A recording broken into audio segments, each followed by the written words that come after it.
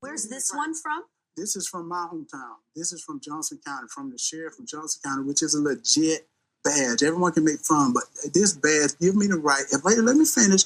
If anything happened in this county, I have the right to work with the police and getting things done. Does that have arresting authority, or it's an honorary badge? It is an honorary badge, but they can call me whenever they want me, and I have the authority to do things for them, to work with them on things.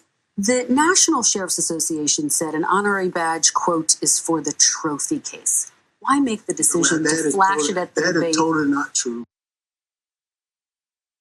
That's totally true. Every fact that she said that she had already prepared, because she is an intelligent person with some grasp on reality, which is why when he held up the badge again and said his little thing about him being a real cop, she gave him that look, that condescending but totally understandable look. He's insane. He's out of his mind. I mean, he does get our politics and how nothing matters, and so he understands the only really important things. But he's not a cop. We know that he's not a cop. Everybody knows that he's not a cop, and he's continuing to say it. Dan, this feel like I'm white, okay? I've been around a lot of racists in my life. I understand racists and how they think.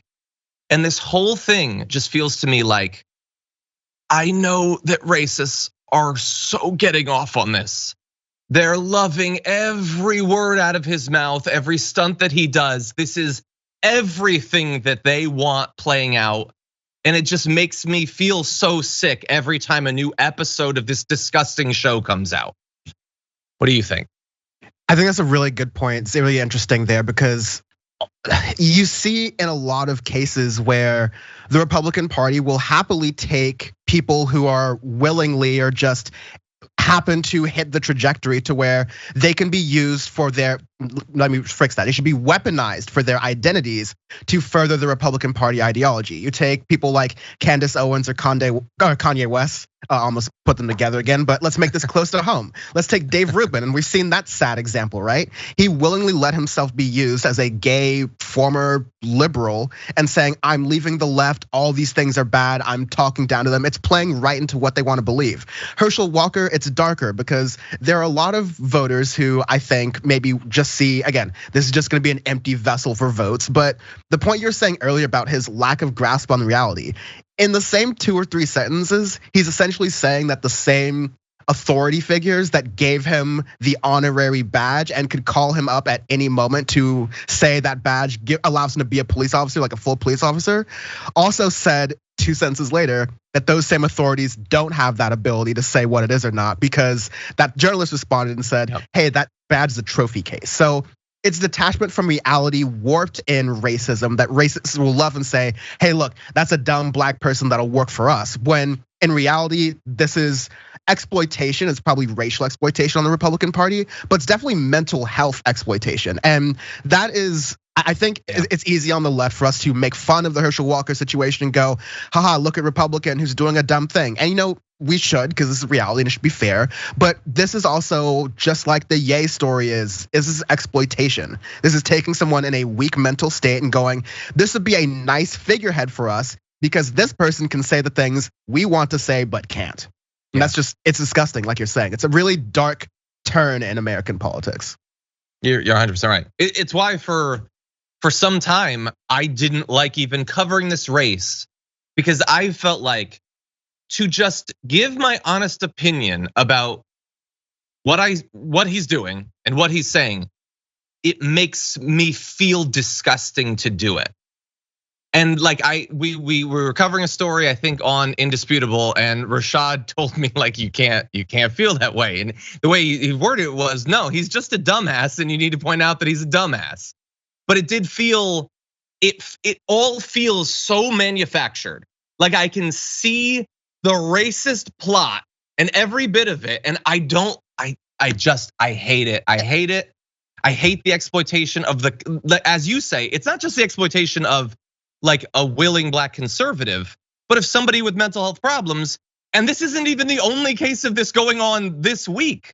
So I don't like what seems to be a trend of this. It feels so deeply nasty. And we know Republicans are not above using figureheads. I mean, like we saw what they did in the AOC primary. There's a one time where they're trying to primary AOC with a Latina woman who was like further left, but they tried to, appeal in certain ways that are extremely condescending to other demographics. Hell, I've known people who were like black conservatives who were also former football players who were picked by the Republican Party. They're like, we're gonna pair you with certain other black political figures in the Republican Party, and we're gonna have you run elections because this is a deliberate strategy. Now, it often doesn't get as ugly and exploitative as it looks right now, but it is always ugly and exploitative. Let's make clear about that. I still do think it's important to talk about it because I mean, it's ugly and exploitative, but it's the chess piece, the pawn, unfortunately, to use that phrase, the Republicans are putting forward in this race. And this is a real race where people are actually going to be represented. And if Herschel Walker gets elected,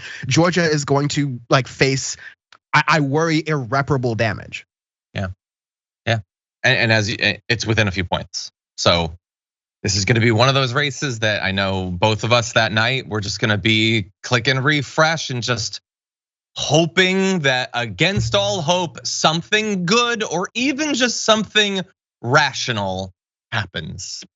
That said, let's go into this next video. Let's look at other people having to defend this nonsense. The cop that he had, that badge, was the cop company's honorary badge he got, or what was it? I couldn't make it out. I don't know what it was. I believe it was a police badge, but I couldn't. He said it was his. I couldn't see it from where I was, so I really don't know. Can you find out if it was like, he said it was his, was the cop company one? Well, again, I couldn't see it from where I was, so I can't really speak to what it was. So what should we call the prop? Or his badge? I don't know because I couldn't see it. I heard the woman ask him to put it away, and he put it away, but I couldn't see what it was. Okay, so that is conservative strategist Ralph Reed being asked almost immediately after the first Warnock Walker debate, why is the candidate that you support holding up a fake police badge, an honorary prop? Why is he acting as if he's a cop? And what you got to see was not a unique thing. Politicians do this all the time. They did it for years while Trump was president about literally anything he tweeted. I didn't see it. I didn't read it. I can't say anything about it. And that never really makes any sense when it comes to a Trump tweet because yeah, you did, you liar, you saw it. Or if not, I can read it to you right now. But it's what, 5 times dumber in this instance? It was a badge. You saw that it was a badge. And if maybe your long distance vision isn't that great, we're telling you it was a badge. You know that it was a badge. He said it was a badge when he held it up. I didn't see it. I didn't know. There was something in my eye. The sun. I couldn't really. There was a palm frond that was just moving in front of my eyes. What a deeply embarrassing position for a conservative strategist to be. Like that guy is there because he believes he's got it all locked down. He understands all of this stuff. He knows how the conservatives should take power, and he's honestly not even that wrong. They're choosing the sort of figurehead, the sort of puppet that they want in this race to do the buffoonish stuff that he refuses to answer for. But along the way, it is gonna look deeply embarrassing for him to pretend that he's the only person in America that didn't see what happened at that debate. Dan? Yeah, I mean, I'll admit it was a little bit hard to make out on TV exactly what it was. But again, you have journalists telling you what it was. At the end of the day, you are up there as a surrogate for Herschel Walker and the Republican Party. Like, listen, the truth is you are a spin doctor. That's pretty much what that was. That was post-debate after debates when you're there in person. You have spin rooms where the debates, the politicians, their surrogates are trying to talk to the press and they're trying to get their side of the story out as quickly as they can so that they can set the narrative for the debate. If your narrative for the debate was responding to the question of, hey, your candidate did something really dumb and really embarrassed themselves, and a series of embarrassments this entire campaign will be, what's your response? And your response as a paid surrogate for that campaign is, I don't know what that is, and I've never seen that. And I'm gonna continue like I can't even pivot quickly enough off of that. You're bad at your job and you have a bad candidate. That's all that says to me as a viewer, even if I'm being like objective about it. Well, they definitely have a bad candidate.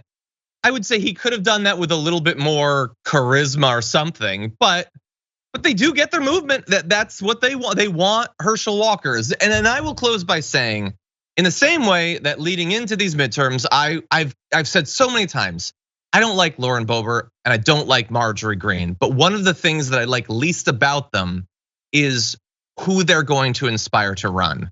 Because they are demonstrating to a nation that all of the things that you might have once believed need to be true for a person to become a congressperson are not actually true.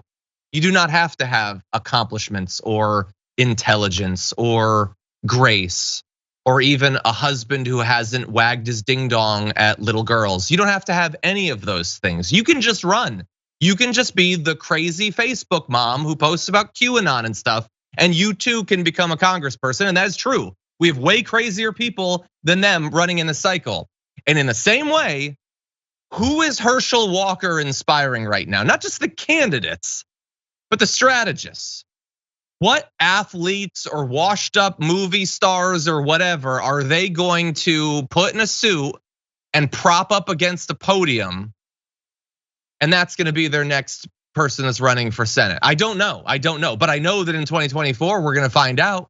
There are gonna be some insane candidates. Everyone needs to buckle up.